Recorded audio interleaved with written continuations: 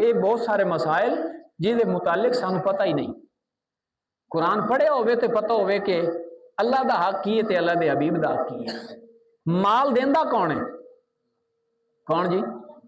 سارے بولو جن خود بولے. اگر ابا تو محنت کر دیں تیرے جانور ڈھیر بنے تو اللہ نہ چاہویا تو تیری فصل دے وچوں جو آمدن ہوئی رب نہ چاہویا تو جیدہ سیانا پیوں میں جیدہ پڑھیا لکھیا پیوں میں جیدہ دنا پیا بنے اگر اللہ نہ چاہویا تو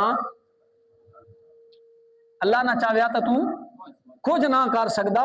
اللہ رب العزت نے مال عطا فرمائے اسے رب نے فرمایا کہ مال دے وچ میں حصہ رکھے اپنے بندیاں دا فرمایا یہ حصہ تو ادا کرنا ہی. اگر تو یہ حصہ ادا نہ کرے سے تو رب دے حضور مجرم رب دے حضور جواب دے.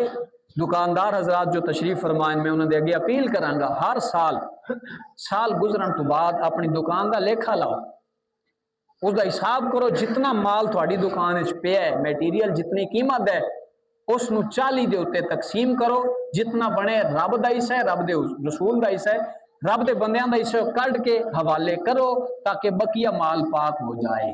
اگر تسی زکات مال وچ دکان وچ نہیں دیتی تے رب دے حضور مجرم.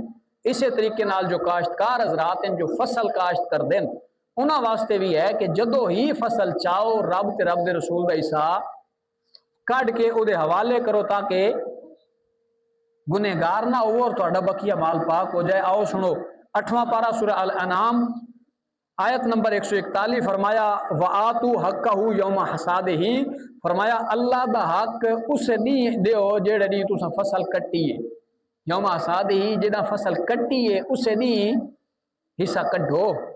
جڑی اساں سوچ سوچے نا چلو خیر سانب لینے تے وات دے سوچا ہن جے اساں بھی گئی کون دیندا ہے چلو خیر دانج بھی چینے تے بعد پیسے چ دے سوں ول کون دیندا ہے ڈور بھی چینے تے ول پیسے چ دے سوں کون دیندا ہے.